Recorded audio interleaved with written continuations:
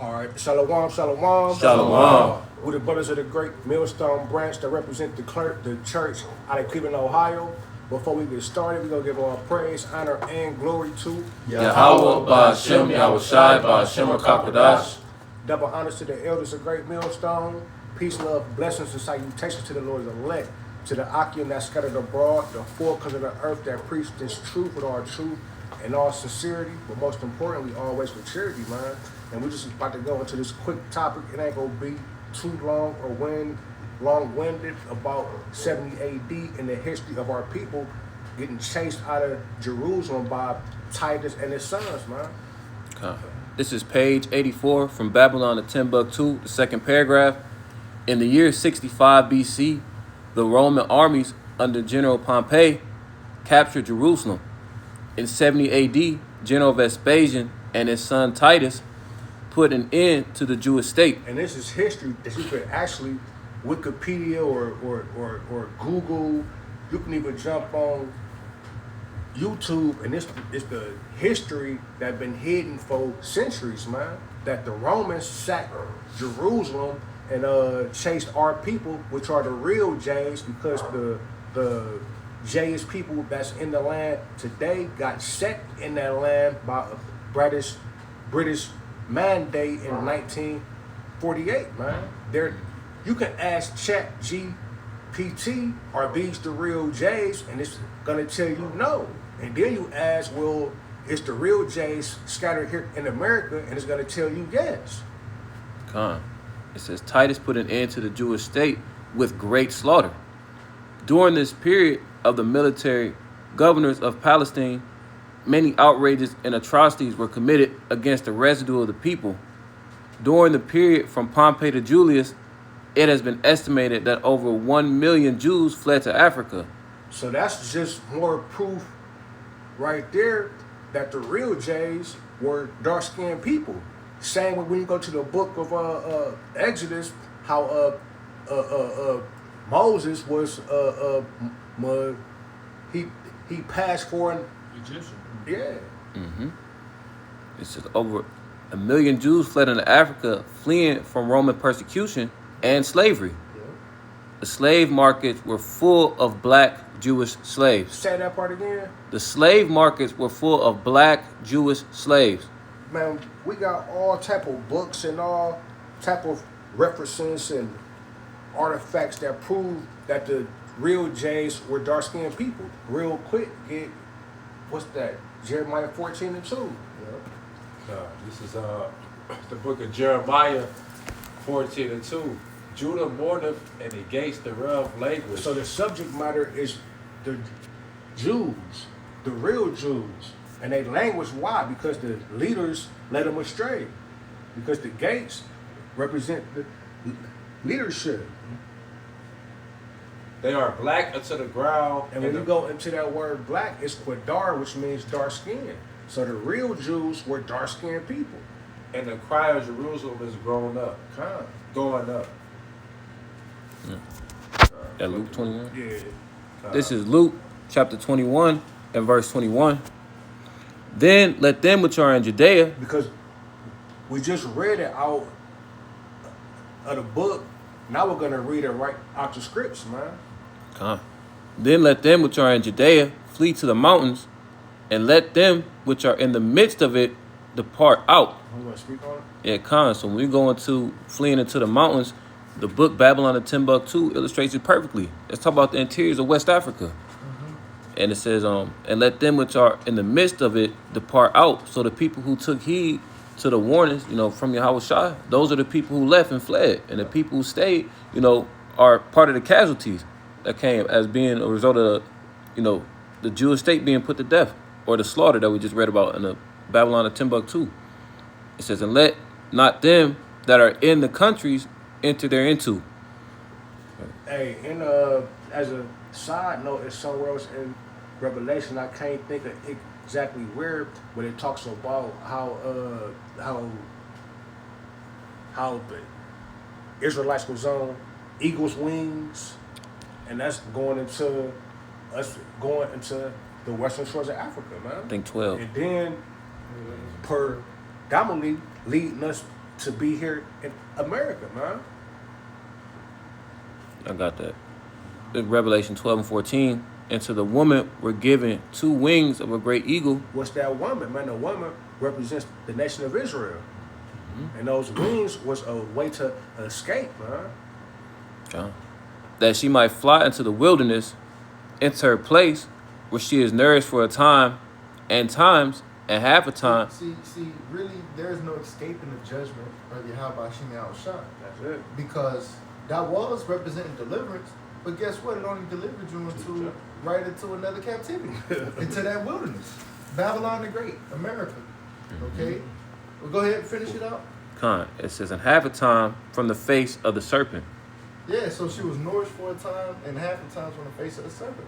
So she was, enslaved where they give you, even up until this very day, just enough, okay, to sustain and nourish you and, build you up. And it was here that it's prophesied that we would, in the land of our captivities, that we would remember ourselves, all right? But that's speaking about this place, man. Okay? Go ahead, brothers. But go ahead, no, no. Go ahead, Jake. No, because Jake tried to flee, but ended up right back into Esau's hands, man. Sold as bondmen and bondwomen. That's what the curses say. Deuteronomy 28 and 68, man. That was that prophecy fulfilling itself. From the western shores of Africa, look it up, the transatlantic slave trade. They show you the triangle, and they come back and get more, and Go ahead, bro. Well, yeah, read through to 24. Okay, this is Luke chapter 21 and verse 23. But woe unto them that are with child, and to them that give suck in those days. Why would they tell you that? Because it's going to be real dangerous. It will be a bad time for a woman to be trying to flee and she with child. You feel me? Oh, yeah. It's a burden on a man to even have a woman. So think about woman, children, and you got a woman with the child. It's like, damn, you feel me? I got to watch out for me, you, the children. No. For there shall be great distress in the land, and wrath upon this people. And that wrath was the wrath of Yahweh Bashem, Yahweh Shai, to use Esau Edom, which is his whooping stick, according to Psalms, the 17th chapter and the 13th verse. And they shall fall by the edge of the sword. And that's what happened to our people, man. They fell by the edge of the sword, man. The Romans wasn't playing no games. And when you go back and look up history on the Roman Empire and their war tactics, they was savages, man. Like literally, man. Real live savages.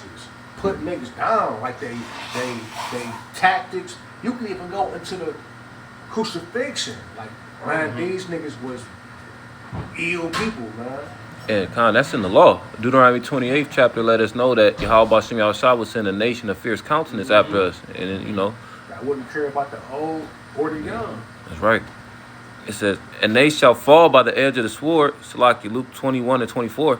And they shall fall by the edge of the sword and shall be led away captive into all nations.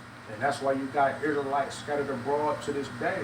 Not only the transatlantic slave trade, but we've been scattered before the times of Yahweh Shai. Because when Yahweh Shai was born, who was in the land? Only Benjamin, Judah, and Levi, and little sprinkles. Because the other Israelites was already pushed away captives into the Assyrian captivity. I got one. Oh, go ahead. Real quick, this is the book of Baruch, chapter 2, and I'm going to start at verse 1. It says, therefore the Lord hath made good his word, which he pronounced against us, all right? And that was the judgment, right? That was the judgment for not keeping the laws, statutes, and commandments of the Holy Scriptures, man. It says that he made good on his word, man. It says, and against our judges that judged Israel, and against our kings, and against our princes, and against the men of Israel and Judah. So the Lord didn't spare nobody, man. Right? The scriptures tell us that he is not a respecter of persons, man. So anybody can get it, man. Verse 2, it says, to bring upon us great plagues, such as never happened under the whole heaven, as it came to pass in Jerusalem, according to the law, according to the things that were written in the law of Moses, man. So this just proves that the Lord, his counsel, his words right? They reign supreme, man. Sure. Right? They don't return unto him void. That's why the Most High said, I'm a man that I shall not Not lie, lie. and a power that I shall not repent. And just adding to that point that you mentioned about how Jacob scattered, you had mentioned about how you had Benjamin, Levi, Judah in there, and you had a sprinkle of the other nations, because Tribes, Northern Kingdom. yeah. This book of 2nd Ezra chapter 13 and starting at verse 39, the point is verse 40. It says, and whereas thou sawest that he gathered another peaceable multitude unto him, those are the 10 tribes which were carried away prisoners out of their own land in the time of Osea the king, from Shalmaneser the king of Assyria, led away captive, and he carried them over the waters, and so came they into another land. Right? Perfect precept. Right. In another land, talk about archery, you know what I'm saying, which we know today is America. You know what I'm saying? So our people were scattered, you know what I'm saying? 70 AD, you had this the southern kingdom fleeing into West Africa, and then even before that, you had our people already being scattered and taken over by these other heathen nations, man. That's right, all right. Continuing on in Luke 21 and You 24. thought said he had one. Oh, Yeah, somebody- just go ahead. you know, to touch on the scattering of our people again, you know, because you know Benjamin, Judah, and Levi, you know, they was brought over here because the Northern Kingdom was over here first, just like the brother just read in that 2nd Ezra 13.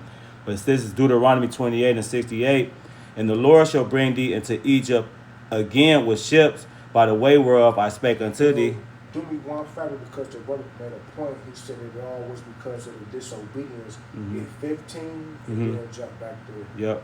This Deuteronomy 28 and verse 15, and it reads, but it shall come to pass, if thou wilt not hearken unto the voice of the Lord thy power, to observe to do all his commandments and his statutes, which I command thee this day, that all these curses shall come upon thee and overtake thee. So yep, that's the you know, the point that the brother made, that you know that the reason why we went into this captivity is because of our disobedience to the Heavenly Father, man. That's right. But going back to Deuteronomy 28 and verse 68, and the Lord shall bring thee into Egypt again with ships, and that's how you know that, you know, we came over here on those slave ships, because Egypt, all right, in Revelation 11:8 is talking about spiritually Egypt, man. This where our Lord's name was crucified. You know, they X'd out the Messiah name and the prophets as well, man. But it say, by the way whereof I spake unto thee, thou shalt see it no more again, and there ye shall be sold unto your enemies for bond men and bond women, and no man shall buy you. So there you go, man. You know, we was brought forth over here to the land of America to serve under Esau, Edom, man. You know. Scattering, right? Yep. 64, sir. Yep, that's it right there, 64. It say, and the Lord shall scatter thee among all people from one end of the earth even to the other, and there thou shalt serve other gods, which neither thou nor thy fathers have known, even wood and stone. Because when you read the scriptures, there's something known as the diaspora. You feel me? That's the Israelites being dispersed around the four corners of the earth. That's why when you somebody get Isaiah 11 and 11, I think it is. Can I make a quick point real Yeah, quick? go The brother read Deuteronomy 28:68, and the last part of that verse is, and no man shall buy you. This is how we know that these curses are real, because no matter where you at, whether you still in the interiors of Africa calling yourself an Igbo, or you here on the east side of Cleveland, you know, you cannot escape these curses. Only Yahweh Shah will be able to redeem you. That's what that word buy means, to redeem, in that context. You said 11 and 11? Oh, you got it? Yeah, I got it. This book of Isaiah chapter 11 and verse 11. And it shall come to pass in that day that the Lord shall set his hand again the second time to recover the remnant of his people. Of his people, right? And we all know that his people are the Israelites. The first time he recovers was in Egypt. You feel me? He recovered the whole nation. But read it again. It says, and it shall come to pass in that day that the Lord shall set his hand again the second time to recover the remnant of his people. The remaining. You feel me? That's that small sanctuary. That's that elect, the first fruits that was with Yahweh Shah, putting everything together in the first place, in the beginning. In the beginning. I hope you got it. Which shall be left from Assyria and from Egypt and from Pathros and from Cush and from Elam. Remember, it's talking about his people being Yeah. scattered. Now we're being gathered from all these places. Mm. That's that prophecy being fulfilled in the New Testament with the Gentiles that's in all these different land masses like Corinth and Romans and you feel me? All That's these. like a This is like the key points is those are not nationalities or races. Those are land masses. So the book to the Ephesians, that's not a race of people. You feel me? That's a place on the earth where the Israelites were scattered. Now they're about to be gathered, but you got it. And from Shinar, and from Hamath, and from the islands of the sea. Jamaican boys. You feel me? Because we were scattered. Somebody got something else? finish out this 24. It's Luke 21 and 24. I'll bring it right from the top. And they shall fall by the edge of the sword, and shall be led away captive into all nations. And Jerusalem shall be trodden down of the Gentiles until the times of the Gentiles be fulfilled. And that's how we know that those people in the Holy Land are not the real Israelites. Because you can even go to Isaiah, the 2nd chapter. We ain't got to get it, but it tell you when the real Israelites go back home, it won't be no wars no more. So why are the Israelites, the Israelis bombing the Palestinians, man, over a land that's not even theirs? It don't make sense. They're imposters. What makes sense that the Lord said that the Lord was going to have war with Amalek throughout many generations. That's why they having all those wars going on over there. Hey, and the Most High also said that he was citizen in our own land, not that British mandate in 1948, bro. The Balfour Declaration. Balfour Declaration, Salakia. But hopefully that was edifying, man. With that, we're going to give all praise, all honor, and all glory to Yahweh, Ba'ashem, Yahushai, Ba'ashem, Rakakwadash. double honors to the elders, peace, love, and blessings to the Lord's elect, Shalom, and Abba Ball. Baba Ball. Shalom.